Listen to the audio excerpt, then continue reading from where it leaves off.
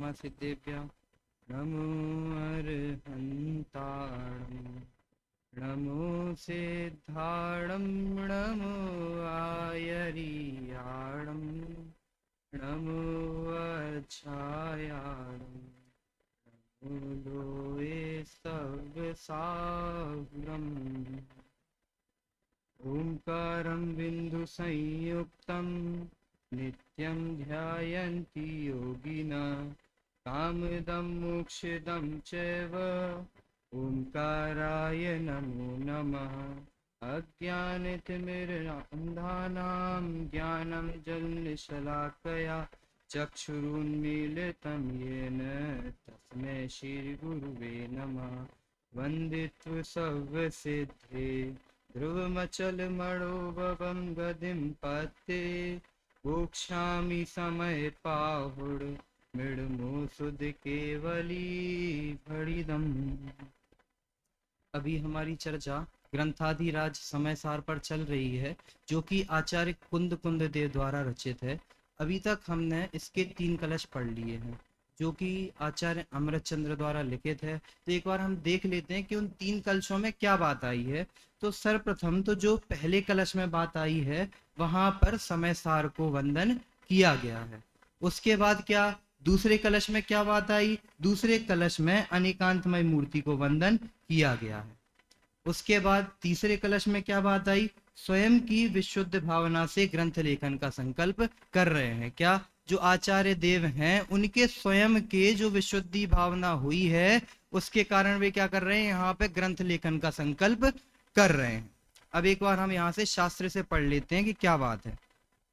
प्रकारांतर से आचार्य देव यह भी बताना चाहते हैं कि समय सार का पढ़ना, पढ़ाना, लिखना, लिखाना, उसकी टीका करना, गहराई से अध्ययन करना, मनन करना, उसकी विषय वस्तु का परिचय प्राप्त करना, भोलन करना परम विशुद्धि का कारण है। अब यहाँ पे क्या बता रहे हैं आचार्य देव? वे यहाँ पे हमें ये बता रहे हैं कि जो ये समय सार अभी मैं बताने वाला हूँ ना, जिस समय सार को अभी मैं लिखने वाला हूँ, उसको क्या करो? उसको आप पढ़ो, उसका स्वाध्याय करो, उसको स्वयं पढ़ो और पढ़ाओ, स्वयं लिखो और दूसरों को लिखाओ, स्वयं उसका चिंतन करो, मनन करो और समय सार में ही हो जाओ। तो क्या होगा? अंत में यहाँ पे क्या लिखा है? परम विशुद्धि का कारण है। ये किसका कारण है? परम विशुद्धि का कारण है। क्या यहाँ पे जो टीका लिख रहे हैं ना आचार्य देव, वो क्या है? परम विशुद्धि का कारण है। उसी का हमें क्या करना है? चिंतन करना है, मनन करना है, जिससे क्या होगा? हम परम विशुद्धि को प्राप्त होंगे। अब क्या यहाँ पे हम समय सार की बात कर रहे हैं, तो समय सार हमें, समय सार का अर्थ क्या है? तो यहाँ पे समय सार के 3 अर्थ बताए गए हैं। क्या क्या? कारण, सिद्धांत और आत्मा। लेकिन अब हमें यहाँ पे कौन सा अर्थ लेना? आपने तो 3 बता दिए, तो हमें कौन सा अर्थ लेना यहाँ पे? तो यहाँ पे हमें जो द्रव्य कर्म, भाव कर्म और 9 कर्म से रहित जो आत्मा है अर्थात शुद्धात्मा है, हमें यहाँ पे वह अर्थ लेना। क्या अर्थ लेना? शुद्धात्मा। अब क्या, हम तो ठहरे बनिया आदमी, हमें क्या, जब तक हमें कोई प्रयोजन सिद्ध नहीं होता ना किसी जगह पे, तब तक क्या है, हम उस कार्य को करते नहीं है। अब यहाँ पे आचार्य देव ने लिख तो दी बात, क्या लिख दी? पढ़ना भी है, पढ़ाना भी है, लिखना भी है, दूसरों को लिखाना भी है, चिंतन मनन भी करना है। लेकिन भैया बता तो दो, क्यों करें हम ये चीज? करें, लेकिन क्यों करें? तो यहाँ पे आचार्य देव ने बताया है कि जो हम अनादि काल से अनंत दुखों को भोग रहे हैं, अनंत दुखों को भोग रहे हैं, चारों गतियों का जो भ्रमण है वह कर रहे हैं। यदि हमें उसको दूर करना है, सच्चे सुख की प्राप्ति करनी है और मोक्ष गति को प्राप्त करना है, तो हमें समय सार को पढ़ना होगा, इसका चिंतन करना होगा, इसका मनन करना होगा। अब क्या, उसके बाद परम विशुद्धि की जो बात आई थी ना, परम विशुद्धि भावना से, तो वो किन्हें प्रकट होगी? मतलब जो परम विशुद्धि भावना है, हमने ये तो जान लिया परम विशुद्धि है कुछ, लेकिन वो किसके प्रकट होगी? तो यहाँ पे बता रहे हैं जो हमारा अनादि से अज्ञान है ना, उसको दूर करने का उपाय इस शास्त्र में बताया गया है। और वह जो जीव इस शास्त्र को पढ़कर उसके उपाय को समझकर जो अपना अज्ञान है उसको दूर करेगा, उसी जीव के जो परम विशुद्धि भावना है वह होगी। अब क्या, समय सार को क्या करना है? पढ़ना है, उसको लिखना है, उसका चिंतन करना, मनन करना है। तो उसी को लिखते हुए आदरणीय छोटे दादा अपनी सीमंदर पूजन की जयमाला में कुछ लिखते हैं। वह इस प्रकार है।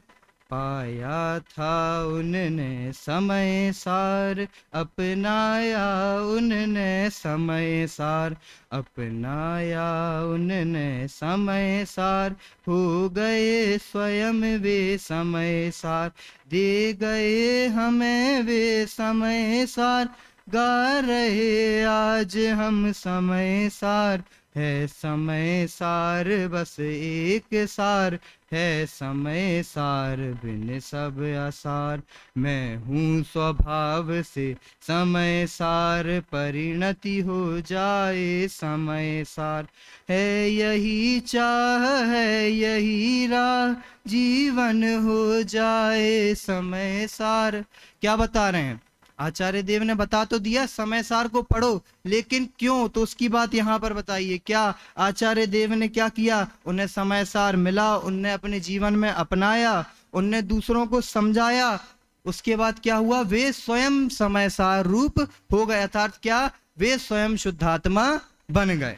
उसके बाद क्या? अब उन्होंने हमें समय सार दिया है, और इसलिए हम आज इस समय सार को गा रहे हैं, पढ़ रहे हैं। तो हमें इसकी महिमा को समझना चाहिए और हमें भी समय सारमय हो जाना चाहिए, क्योंकि क्या, हमारा जो स्वभाव है वह ही समय सारमय है। कैसा? जो हमारा स्वभाव है ना, वो कैसा है? समय सारमय है। इसलिए हमें समय सार को समझना चाहिए, उसी में लीन होना चाहिए। उसके बाद क्या बात आती है, हम ग्रंथ में से देखते हैं। अतः मानो वे कह रहे हैं कि हे भव्य जीवों, तुम इसका अध्ययन करो, मनन करो, पाठन करो, इसकी विषय वस्तु को जन जन तक पहुंचाओ, तुम्हारा कल्याण अवश्य होगा। यहाँ पे क्या बता दिया है भैया? आप पढ़ के तो देखो, एक बार पढ़ा के देखो, स्वयं के अंदर में उस बात को बिठा के तो देखो। फिर अंत में क्या लिख रहे हैं? तुम्हारा कल्याण अवश्य होगा। एक बार हमें इस समय सार को पढ़ना है, अंदर में उतारना है। इसमें जो सच्चे तत्व की बात आई है ना, उसको बस एक बार समझ लो। हमारा जो भवों का दुख है ना, वह अवश्य ही मिटेगा। कैसे? क्यों मिटेगा? क्योंकि भैया हमारा कल्याण हो जाएगा ना, हम शुद्धात्मा बन जाएंगे। तो स्वाभाविक सी बात है कि जो हमारा भव का दुख है वह अवश्य ही मिट जाएगा। अब क्या, आत्मख्याति के मंगलाचरण के बाद अब आचार्य कुंद कुंद के समय सार की मूल गाथाएं आरंभ होती हैं। अब यहाँ से क्या हो रहे हैं? अभी तक तो जो हमने 3 कलश पढ़े ना, वे किसके थे? वे आचार्य अमृत चंद्र देव के थे। अब यहाँ से जो मूल समय सार है ना, वह प्रारंभ हो रहा है। सर्वप्रथम मंगलाचरण की गाथा है। जो भी ये गाथा आने वाली है ना, वो कौन सी गाथा है? वो मंगलाचरण की गाथा है। उसके बाद क्या, उसकी उत्थानिका लिखते हुए आत्मख्यातिकार आचार्य अमृतचंद्र लिखते हैं कि अब सूत्र का अवतार होता है। आचार्य अमृतचंद्र के हृदय में समय सार की कितनी महिमा है, यह बात उनके इस कथन में झलकती है। अब क्या, यहाँ पे जो समय सार है ना, वो प्रारंभ हो रहा है, मतलब जो मूल ग्रंथ है ना वो प्रारंभ हो रहा है। और जो ये गाथा आने वाली है वो किसकी गाथा है? वो मंगलाचरण की गाथा है। ठीक है। अब जो उत्थानिका आया, यहाँ पे क्या आया? उत्थानिका। उसकी उत्थानिका लिखते हैं। तो ये उत्थानिका होती क्या है, हम ये तो जान लें, नहीं तो ऐसे ही थोड़ी आगे बढ़ सकते हैं। तो उत्थानिका का अर्थ होता है, उत्थानिका का अर्थ बताया क्या?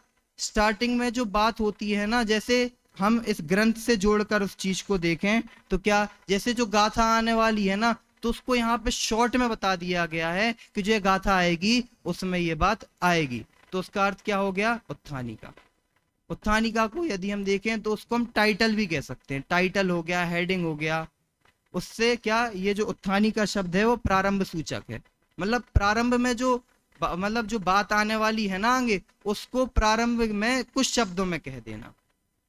अब कैसे? तो यहाँ पे बात आएगी, जैसे पुराने समय में राजा महाराजाओं को बुलाया जाता था ना, जब राजा महाराजाओं का समय था तो क्या होता था भैया, उनके मंत्री या सिपाही होते थे, तो राजा जैसे ही गेट से एंटर करेंगे तो वो क्या बोलेंगे?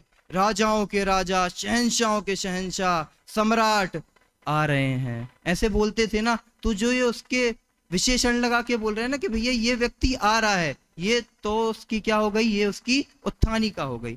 अब जैसे हम निबंध लिखते हैं या आलेख लिखते हैं, गोष्ठियां होती है ना, उसके बाद हमें लिखने को मिलते हैं, तो उसके ऊपर हमें डालना तो पड़ता है ना कि भैया हम इस चीज की चर्चा करने वाले हैं यहाँ पे। क्या, जैसे हमने ऊपर लिख दिया कि देवशास्त्र गुरु, तो वो क्या हो गई, वो हमारी उत्थानिका हो गई। उसके बाद जितनी भी बात आने वाली है ना, वो किसके बारे में आएगी, देवशास्त्र गुरु के बारे में ही आएगी। तो ये क्या हो गया, उत्थानिका। उसके बाद क्या बताया, उत्थानिका सबसे ऊपर देखो जो शुरुआत में लिखा है ना, अथ सूत्र अवतारा, तो उसी का अर्थ करके बताया है यहाँ पे नीचे, अब सूत्र का अवतार होता है। तो ये अथ क्या है, सूत्र क्या है, और ये अवतार क्या है, बताओ तो यहाँ पे अथ का अर्थ करते हुए बता रहे हैं कि जो अथ शब्द है ना, वह क्या है, वो मंगल सूचक है। कैसा सूचक है, वह मंगल सूचक है। जब भी कोई भी शुभ कार्य करते हैं ना, या कोई मंगल कार्य करते हैं, तो इस शब्द को अवश्य ही लिखा जाता है। आचार्य कल्प पंडित टोडरमल जी ने भी जब मोक्ष मार्ग प्रकाशक ग्रंथ प्रारंभ किया ना, तो उन्होंने भी ऐसा लिखा, अथ मोक्ष मार्ग प्रकाशक नामक शास्त्र लिखते, अर्थात कि अब मैं मोक्ष मार्ग प्रकाशक नाम का शास्त्र लिख रहा हूं। तो ये क्या हो गया, जो अथ शब्द है ना, वो क्या हो गया, मंगल सूचक है। उसके बाद क्या आया यहाँ पे, सूत्र अवतारा। तो ये सूत्र क्या है, अब जब भी हम सूत्र सुन लिया तो क्या याद आ जाता है, अरे जो तत्व सूत्र में वो सूत्र याद किए थे ना, वो सम्यक दर्शन ज्ञान चारित्राणी मोक्ष मार्ग, यहाँ पे वो वाले सूत्र की बात नहीं चल रही है। यहाँ पे सूत्र का अर्थ तो कुछ और ही लिया गया है। सूत्र का अर्थ क्या होगा, तो जहां सूत्र अर्थात क्या, अल्पाक्षरम सन्निग्धम सारवाद गुण निर्णयम निर्दोषम हेतु माथत्यम सूत्र मित्युच्यते बुधे। अर्थात की क्या, ये जो पंक्ति है ना, ये हमारे ग्रंथ में आती है, किसका, सूत्र को बताते हुए, सूत्र की परिभाषा को बताते हुए आती है। क्या, जिसमें कम अक्षर हूं, अर्थात क्या, अल्पक्षरम। फिर क्या, सारवाद, अर्थात की जिसमें सारभूत बात आती हो। उसके बाद क्या बताया, गूढ़ निर्णयम, अर्थात के जो गूढ़ बात है, अर्थात की गंभीर बात है, वो आती हो। उसके बाद क्या बताया, निर्दोषम, निर्दोष हो। उसके बाद क्या, जिसमें लक्षण बताया जाता हो, उसे ही यहाँ पे सूत्र कहा गया है। और देखे सूत्र किसे कहते हैं, तो जहां पर मूल कथन होते हैं उसे सूत्र कहते हैं। अब यदि सूत्र शब्द का शाब्दिक अर्थ देखें तो वह होता है जुड़ा हुआ। सूत्र हमने सुना होगा, कभी कभी बोलते रक्षा सूत्र, ये वाला सूत्र, वो सूत्र, तो वो जो सूत्र का अर्थ है वो वहां पे धागा लिया गया है, लेकिन यहाँ पे हमें वो नहीं लेना। और एक और अर्थ होता है सूत्र का, जो हमने पहले सुना ना, जुड़ा हुआ, तो वैसे ही परंपरागत। यहाँ पे जो बात आई है ना, ये जो शब्द का प्रयोग किया है, यहाँ पे हमें सूत्र का अर्थ लेना परंपरागत।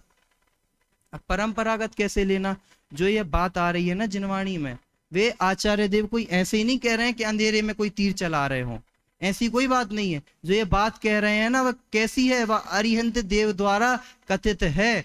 जो आदिनाथ भगवान ने बात कही थी, उनकी जो बात है वो कहाँ तक आई, महावीर भगवान तक आई। महावीर भगवान के बाद क्या, गणधरों के पास आई, गणधरों के पास से आचार्यों के पास आई, आचार्यों के पास से फिर क्या हुआ, फिर जो वह बात है वह किसके पास आई, वह शास्त्रों में लिखी गई, शास्त्रों में लिखी गई, फिर हमारे गुरुजनों ने पढ़ी, उसके बाद जाकर के हम पढ़ रहे हैं। तो यहाँ पे सूत्र का अर्थ क्या हो गया, जो परंपरा चली आई ना, मतलब जुड़ी हुई है वो बात, किससे जुड़ी हुई है, डायरेक्ट कॉन्टेक्ट उसका किससे है, अरिहंत भगवान से है। किससे, अरिहंत भगवान से है, आदिनाथ भगवान से है। तो ये कोई झूठी बात नहीं है, ये जो बात कह रहे हैं ना, ये सच्ची बात है। क्यों, क्योंकि वो अरिहंत देव अर्थात कि सर्व के देव द्वारा कथित है। इसी बात को स्पष्ट करते हुए एक राजेंद्र पंडित जी द्वारा भजन है, वो इस प्रकार है, अरिहंत भाषित जिनवाणी प्यारी, गणधर ऋषि और मुनियों ने धारी। यहाँ पे बताया कि भैया जो बात आई है ना, अरिहंत भाषित, मतलब जो ये बात है वो अरिहंत की वाणी में से आई है। और ये क्या है, जो अरिहंत की वाणी है उसे ही तो जिनवाणी कहा। उसके बाद क्या, गणधरों के पास आई, ऋषियों के पास आई, मुनियों ने क्या किया, इसको धारण किया, उसी के बाद इसे शास्त्र में लिया गया है। ये क्या परंपरागत बात हो गई, ये हो गई अब हमारी क्या, सूत्र की बात। और जो ये सूत्र की बात है वो कैसी है, यह जो बात है वह केवली और श्रुत केवलियों से व्यवस्थित रूप से जुड़ी हुई है। कैसी है? व्यवस्थित रूप से जुड़ी हुई है। कैसे? अभी हमने जाना ना, आदिनाथ भगवान से सीधा कांटेक्ट है। कैसा? सर्वज्ञ देव से सीधा डायरेक्ट कांटेक्ट है इसका। उसके बाद क्या बताया यहाँ पे, उसके बाद अब क्या आया? अवतार शब्द। अवतार शब्द जैसे हम सुनते ना तो हमें क्या लगता, अरे किसी का अवतार हो रहा है, अरे किसी का अवतार हो रहा है। तो उस बात को स्पष्ट क्या किया यहाँ पे, हम ग्रंथ से देखते हैं पहले। लोक में अवतार शब्द बहुत महिमावंत है। यह शब्द लोक कल्याण के लिए भगवान के अवतरण के अर्थ में प्रयुक्त होता है। यह समय सार की मूल गाथाओं के लिए उक्त शब्द का प्रयोग करके आचार्य अमृतचंद्र उन गाथाओं के लोक कल्याणकारी स्वरूप को स्पष्ट करना चाहते हैं। अब यहाँ पे क्या बताया कि भैया जो बात आ रही है ना, कौन सी? अवतार वाली। तो वो किस चीज में फेमस है? अवतार। अन्य मतों में क्या होता है, जो उनके भगवान होते हैं ना, उनका क्या? अवतार होता है। क्या होता है? अवतार। हमने सुना होगा ना, जैसे हमने बहुत सारी हिंदुओं की बातें सुनी होंगी, उनके मुंह से कोई हमारा मित्र होगा तो बताते भैया कृष्ण ने ये अवतार लिया था, ऐसा अवतार लिया था। और अवतार कब लेते हैं? जब कोई दुख आता है संसार में, बहुत पीड़ा हो जाती है, तब क्या लोग बाग जाते हैं भगवान के पास, प्रार्थना करते कि हे भगवान हमें दुख हो रहा है, ये हो रहा है, वो हो रहा है। तो फिर क्या होता है? भगवान अवतार ले लेते हैं। लेकिन यहाँ पे वो अवतार नहीं लेना है। यहाँ पे तो अवतार शब्द का प्रयोग लोक कल्याणकारी के रूप में लिया गया है। ये जो समय सार है ना, वो कैसा है? लोक कल्याणकारी है। कैसा? परम कल्याणकारी है। लोक कल्याणकारी कैसा? हम सबका कल्याण करने वाला है। और परम कल्याणकारी अर्थात कैसे? वह हमारा परम कल्याण करने वाला अर्थात हमें मोक्ष पद को देने वाला है। यहाँ पे हमें जो अवतार शब्द है ना, उसका अर्थ ऐसे लेना। अब क्या होता है, जब भी किसी का जो अवतार होता है ना, तो हम सबको क्या खुशी होती है, अरे अरे ताली बजाओ ताली बजाओ, अवतार हो रहा है, अवतार हो रहा है। किसका? भगवान का अवतार हो रहा है। लेकिन यहाँ पे क्या, जितना उत्साह हम वहां पे दिखाते ना उस अवतार में, आचार्य देव कह रहे हैं भैया उतना ही उत्साह हमें यहाँ पे दिखाना है। क्यों? क्योंकि जो अवतार है ना, यहाँ पे अवतार अर्थात क्या, यहाँ पे प्रकट हो रहे हैं, हम लिख रहे हैं। क्या लिख रहे हैं? समय सार को लिख रहे हैं, सीधी आत्मा की बात को लिख रहे हैं। तो जितना प्रसन्न हम उस बात पे हुए थे ना, उतना ही प्रसन्न हमें इस बात पे भी होना है। क्यों? क्योंकि जो ये समय सार रूपी शास्त्र लिख रहे हैं ना, ये क्या है? ये आगम है। ये क्या है? सीधी अरिहंत भगवान की वाणी है। यदि हम इतिहास में जाकर देखें ना, तो क्या हुआ है, जो हमारा जैन धर्म है, उनके शास्त्रों का बहुत विध्वंस किया गया है। सभी ने सुना होगा एक बात, क्या किया पूर्व में, जब इतिहास में ऐसा हुआ था कि 6 महीने तक हमारे जैन ग्रंथों को जलाया गया था, और लगातार जो हमारे जैन ग्रंथ थे ना, वे जलाए गए थे। तो अब सोच लो कि इतने सारे ग्रंथ, कितने हजारों ग्रंथ उस समय जल गए होंगे, लेकिन फिर भी उनमें से बचकर कुछ ग्रंथ ये हमारे पास आ रहे हैं। इसलिए आचार्य देव कह रहे हैं कि भैया हमें प्रसन्न होना है इस बात को सुन के। इसलिए उन्होंने जो ये अवतार शब्द है ना, वो यहाँ पे डाला है। क्यों डाला? क्योंकि भैया प्रसन्न होना है हमें। क्यों? क्योंकि भैया बहुत दुर्लभता से हमें ये ग्रंथ मिल रहे हैं। जैसे हम पढ़ते हैं ना मनुष्य भव की दुर्लभता, वैसे ही शास्त्र की भी दुर्लभता है यहाँ पे। इसलिए उन्होंने अवतार शब्द डाला कि भैया अवतार होगा तो क्या, दुखों का नाश करने ही तो अवतार लेते हैं। तो हमें भी तो दुख है, हम भी तो अनादिकाल से दुख भोग रहे हैं। तो यदि हमें भी सुख प्राप्त करना है ना, तो जी अवतार कर रहे हैं किसका? समय सार रूपी शास्त्र का। इसको पढ़ोगे तो अवश्य ही तुम्हारा कल्याण होगा। पीछे बात आई थी ना कि अवश्य ही तुम्हारा कल्याण होगा। तो बस जो ये शब्द लिया ना अवतार, वो इसलिए लिया गया है। अब हम गाथा पढ़ते हैं। वंदितु सब सिद्धे ध्रुवमचल मणुवम गदिम पते, वोक्षामि समय पाहुड़ मृडमो सुध केवली भड़िदम। अब यहाँ पे आचार्य देव ने जो मंगलाचरण स्वरूप में जो ये गाथा लिखी है ना, इस गाथा में क्या बात आ रही है, अब हम वो जानते हैं। तो सर्वप्रथम क्या, जो ये दूसरी लाइन है ना, वोक्षामि, यहाँ से हम अपना अर्थ प्रारंभ करते हैं। तो वोक्षामि अर्थात क्या? मैं कहता हूँ। किसे कहता हूँ? समय पाहुड़ अर्थात क्या? समय सार को कहता हूं। और जो ये समय सार है वह कैसा है? शुद्ध केवली भड़िदम अर्थात क्या, श्रुत केवली द्वारा कथित है। कैसा है? श्रुत केवली द्वारा कथित है। उसके बाद ऊपर क्या लाइन आई? वंदित्तु सव्य सिद्धे ध्रुव मचल मणुवम गदिम पत्ते। उसके बाद क्या? मैं क्या वंदित्व, मैं क्या कर रहा हूं? वंदन कर रहा हूं। किसका वंदन कर रहा हूं? सर्व सिद्धों का वंदन कर रहा हूं। और वे जो सर्व सिद्ध हैं वे कैसे हैं? वे ध्रुव, अचल और अनुपम गति को प्राप्त हैं। कैसे हैं? ध्रुव, अचल और अनुपम गति को प्राप्त हैं, इसलिए मैं उन सिद्धों को नमस्कार कर रहा हूं।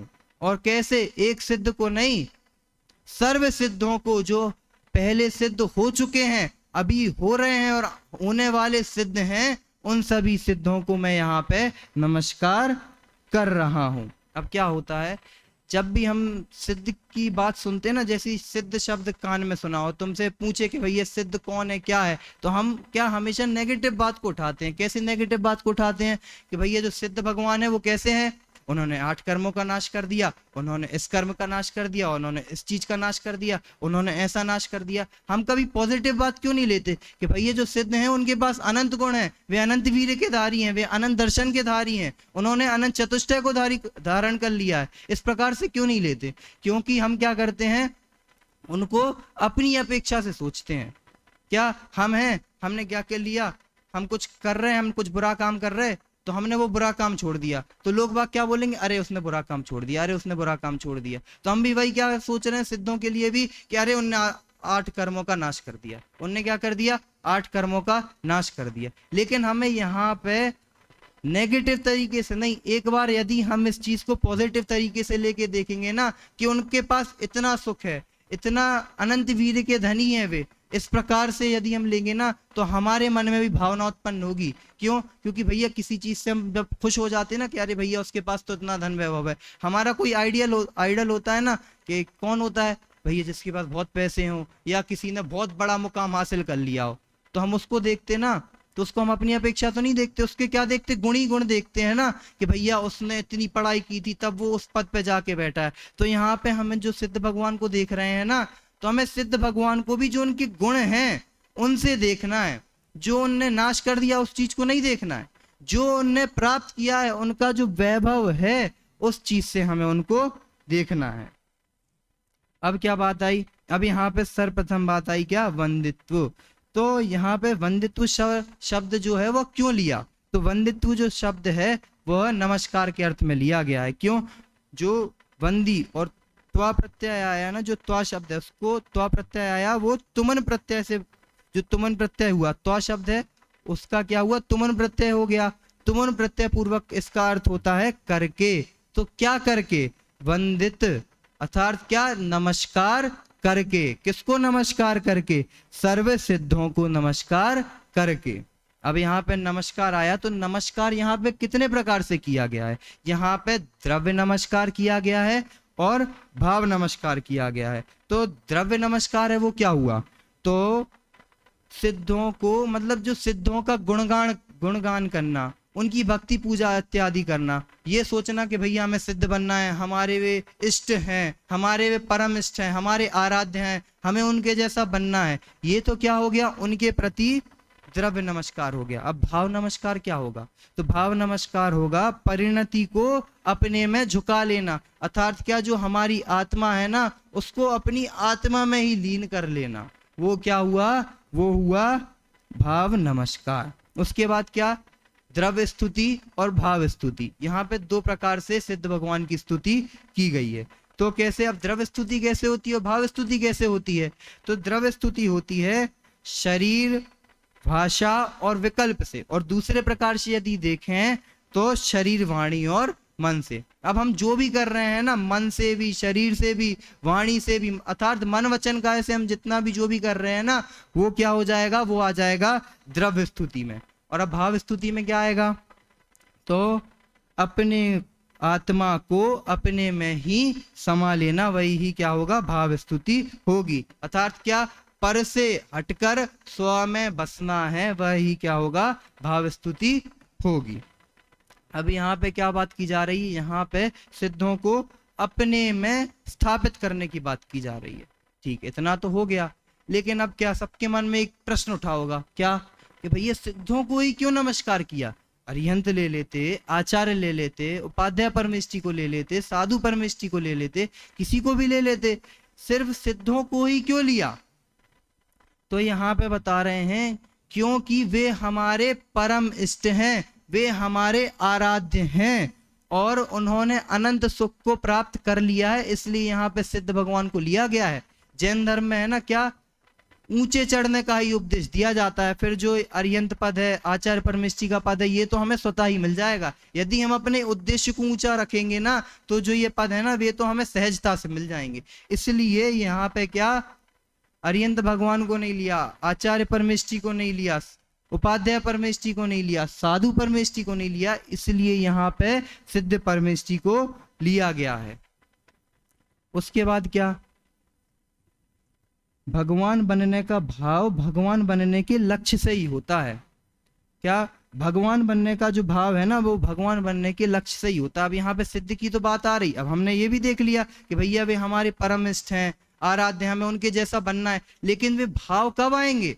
जब हम उस चीज को लक्ष्य बनाएंगे। अब हमें समझो कुछ बनना है, समझो किसी को प्रोफेसर बनना है, किसी को इंजीनियर बनना है, तो वो क्या एक गोल सेट कर लेता है कि भैया मुझे तो इंजीनियर बनना है, भले कुछ भी हो जाए। तो हमने लक्ष्य बना लिया, तो दिन रात क्या होता है, हमें उसी के ख्याल आते कि अरे भैया टाइम पास नहीं करना है, हमें पढ़ना है, हमें ये करना है, हमें वो करना है, नहीं तो हमारी पढ़ाई छूट जाएगी, फिर हम इंजीनियर कैसे बनेंगे। इसलिए यदि हम भगवान अर्थात सिद्ध को अपना लक्ष्य बना लेंगे तो क्या होगा, हमें वो बनने की भावना भी निरंतर आने लगेगी।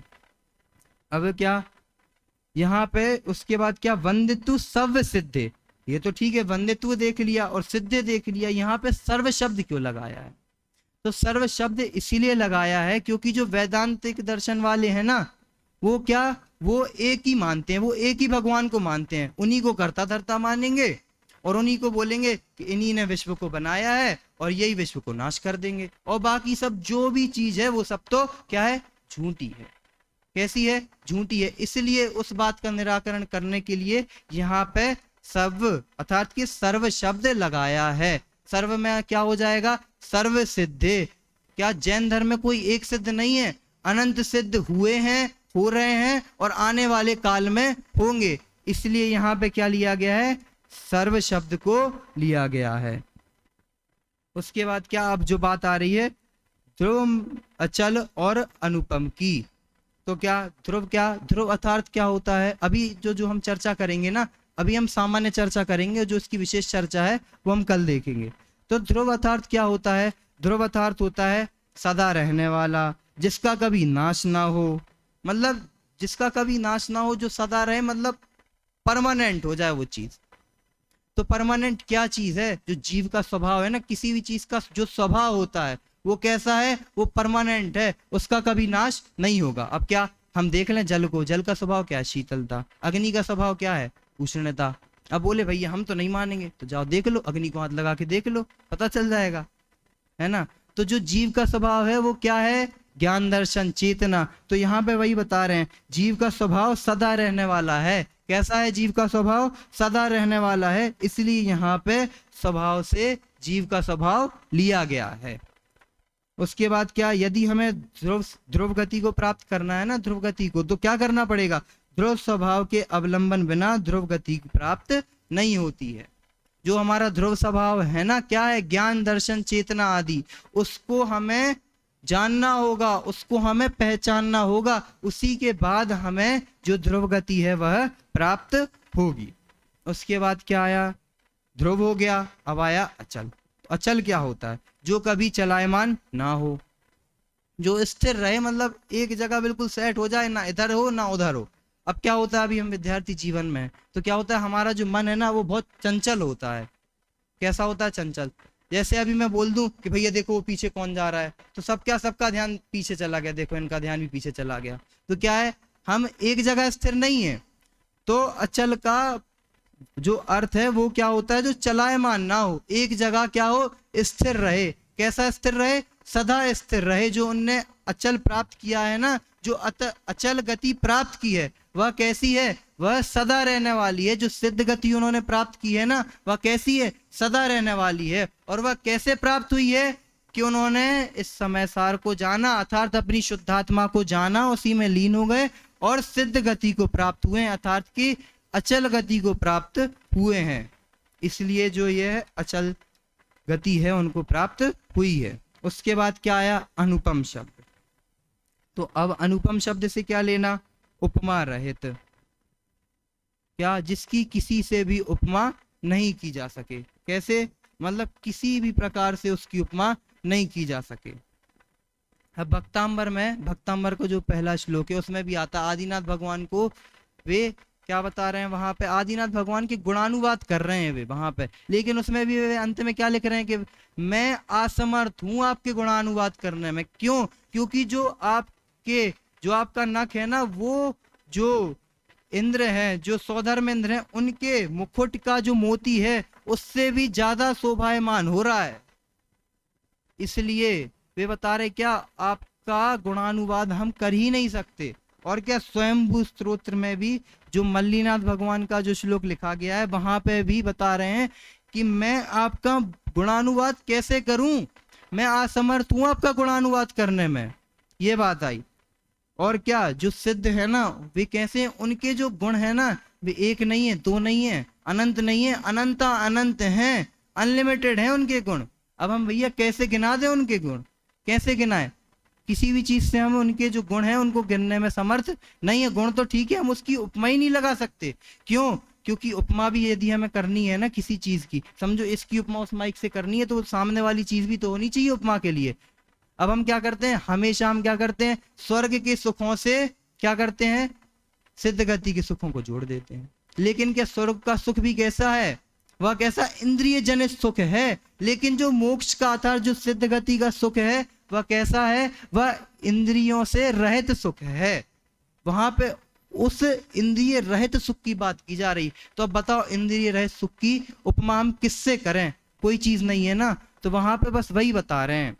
और उसके बाद क्या? एक पंक्ति भी आती है, क्या? सारी पृथ्वी कागज बनाऊं, समुद्र जल की शाही बनाऊं, सभी वनस्पति कलम बनाऊं, फिर भी ना हो गुणगान, प्रभु जी तारो फिर भी ना हो गुणगान। यहाँ पे क्या बता रहे भैया? जितना भी ये जो थल स्थल है ना, मतलब जितनी भी जमीन है उसका क्या कर लूं मैं? कागज बना लूं। और जितना भी समुद्र में जल है उसका मैं क्या कर लूं? उसकी मैं स्याही बना दूं, अर्थात इंक बना लूं। और जितने भी वृक्ष आदि हैं उसका मैं क्या कर लूं? उसका मैं कलम बना लूं, पेन बना लूं। और मैं आपका गुणानुवाद करने बैठ जाऊं, लिखने बैठ जाऊं कि भैया ये गुण है, तो भी वो समर्थ नहीं है। उतने में वो इंक खत्म हो जाएगी, कागज खत्म हो जाएंगे, पेन खराब हो जाएंगे, लेकिन आपके गुणानुवाद नहीं हो पाएंगे, आपकी उपमा नहीं हो पाएगी। क्या? सिद्ध चक्र महामंडल विधान में पंडित संतलाल जी 5वीं पूजन की जयमाला में भी लिखते हैं, क्या? जेते कछु पुद्गल परमाणु, जेते कछु पुद्गल परमाणु, शब्द रूप भय हैं अतीत काले आंगे होने हार है, तिनको अनंत गुण करत अनंत बार, ऐसे महाराशि रूप धारे विस्तार हैं, सब ही एकत्र होए सिद्ध परमात्म के, मान गुण गण उच्चरण अर्थ धार है, तो भी एक समय के अनंत भाग आनंद को, कहते न कहे हम कौन फरमार है। अर्थात यहाँ पे क्या बता रहे हैं कि भैया यदि मैं जितने भी पुद्गल रूप शब्द हैं ना उन सबको ले लूं और आपके गुणानुवाद करने बैठ जाऊं, मैं आपके एक समय के, अर्थात यहाँ पे क्या बताया? एक समय के एक भी जो एक गुण, जो आपके एक समय में जितने गुण के गुणगान किया जा सकता है ना, वो यदि मैं करने बैठ जाऊं ना, तो भी वे जो शब्द हैं वे कम पड़ जाएंगे, लेकिन आपके क्या होगा? गुणों का क्या बखान हम नहीं कर पाएंगे, आपकी उपमा हम नहीं कर पाएंगे। तो आज हमने इतना पढ़ा, एक बार हम उसको पढ़ लेते हैं, फिर हमारा समय भी हो रहा है, हम अपनी बात को समाप्त करते हैं। तो हमने यहाँ पे क्या देखा? वोक्ष्यामि मैं कहता हूँ, किसको कहता हूँ? समय पाहुड़, समय मैं क्या किसको कह रहा हूँ? समय सार को कह रहा हूँ। और वह समय सार कैसा है? श्रुत केवली द्वारा कथित है। और मैं क्या कर रहा हूँ? सर्व सिद्धों को वंदन कर रहा हूँ। कैसे सिद्धों को? जो ध्रुव, अचल और अनुपम गति को प्राप्त हैं, ऐसे सिद्धों को मैं नमस्कार कर रहा हूँ। तो हम भी ऐसे सिद्ध पद को प्राप्त करें, इसी मंगल भावना से अभी की बात को विराम देता हूँ।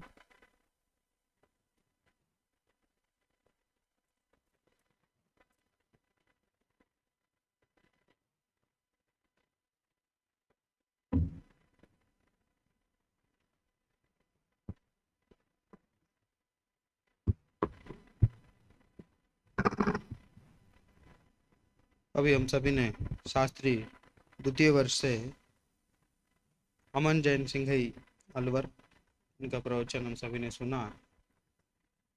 विषय का बंटवारा कैसे किया? दोपहर और शाम को एक ही विषय चल रहा है क्या कंटिन्यू?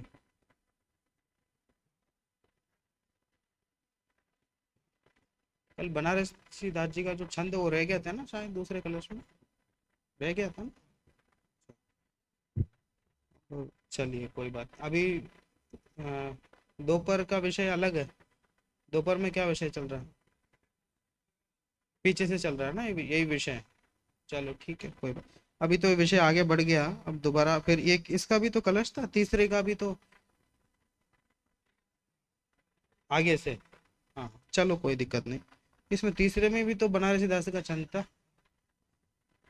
चलो अब ये दोबारा जब ये विषय चलेगा ना फिर से, तब ये ध्यान रखना आगे के वक्त भी इसमें जो भी छंद आए उनका भी अर्थ करते हुए आगे बढ़, क्योंकि अब ये विषय यहाँ गाथा तक पहुंच गया, अब वापस आना संभव नहीं है। इसलिए बाकी बहुत प्रसन्न था, मुझे बहुत अच्छा विषय प्रस्तुत किया, बहुत अच्छे से तैयारी की विषय की।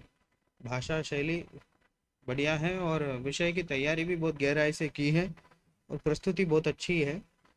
फिर भी थोड़ी सी और गति कम होनी चाहिए, अंत अंत में तो बहुत ज़्यादा, शुरुआत में तो फिर भी सही बोल रहे थे, अंत में थोड़ी गति अधिक हो गई थी, उसको कम करना है। बाकी विषय की तैयारी बहुत अच्छे से की है, उसमें कोई भूल नहीं है और ऐसा कोई विषय वस्तु टीका जैसी विषय भी कुछ आया नहीं है। फिर भी जो विषय आया उसको बहुत अच्छे से प्रस्तुत किया।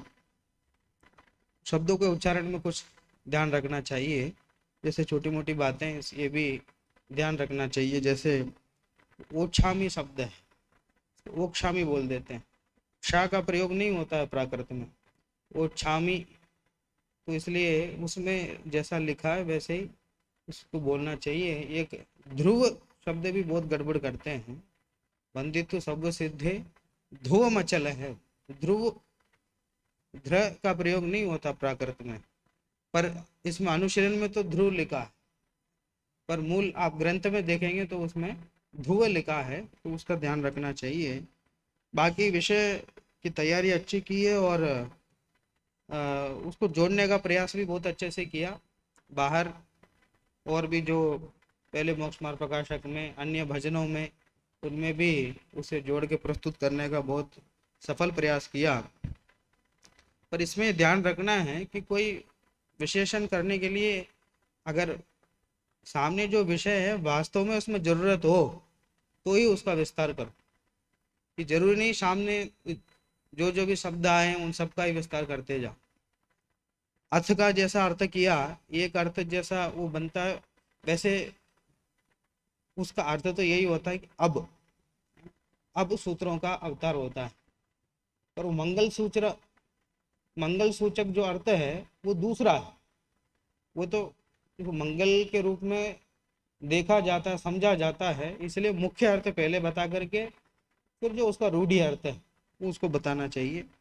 और गाथा के विशेषण जो आपने बताया सामान्य अर्थ बताते हुए, तो एक एक का सामान्य अर्थ, बस इसका ये अर्थ है, इसका ये अर्थ, बहुत ज़्यादा उसके विस्तार में जाने की आवश्यकता नहीं है। विस्तार में जाओगे तो फिर जब टीका पढ़ोगे फिर उस समय विषय कम मिलेगा, इसलिए एक सामान्य बस अर्थ, इसका शब्दार्थ ये है। ज़्यादा से ज़्यादा कोई विशेष बात समझ में आए तो विशेष बात समझाते हुए तो आगे बढ़ना चाहिए। एक जो अनुपम का अर्थ कर रहे थे उस समय दो उदाहरण जो दिया, कि दो आचार्यों ने ऐसा कहा है कि मैं समर्थ नहीं हूँ, एक भक्तामर का उदाहरण दिया, एक स्वयं स्तोत्र का उदाहरण दिया, ये वो बात इसमें घटित नहीं होगी। उसमें तो इनकी असमर्थता की मुख्यता है, जो कवि है लेखक है इनकी असमर्थता की मुख्यता है। पर इसमें अनुपम में ये कहना चाहते, एक तर्क से निपटा दिया इस बात को अमृतचंद्राचार्य ने। क्या कह दिया उसमें टीका में कि जगत में ऐसा कोई पदार्थ ही नहीं है जिसका उपलक्षण दिया जाए, ऐसा कुछ शब्द उन्होंने लिखा है। तो इसलिए अब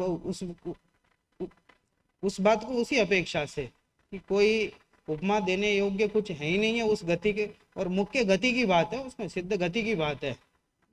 सिद्ध गति और सिद्ध वो दोनों कोई अलग अलग नहीं है, विशेषण जो दिए हैं उनके हिसाब से ही दिए हैं। फिर भी ये इसमें असमर्थ वाली बात उसमें लागू नहीं होती है। इसलिए वहाँ एक तो बहुत ज़्यादा विशेषण, बहुत ज़्यादा विस्तार में जाने की आवश्यकता भी नहीं है सामान्य अर्थ करते समय, और कदाचित करें तो भी उसका प्रासंगिक और उससे संबंधित कोई विषय हो उसको प्रस्तुत कर सकते हैं। बाकी आगे जब टीका पढ़ेंगे उसका अर्थ की गहराई में जाएंगे तब और विस्तार से उसको करना चाहिए। बाकी विषय की तैयारी बहुत अच्छे से की है, चिंतन मनन अच्छा किया है, प्रस्तुति भी अच्छी हुई। चलिए अभी यहाँ संयम जी का प्रवचन प्रारंभ होता है, आइए।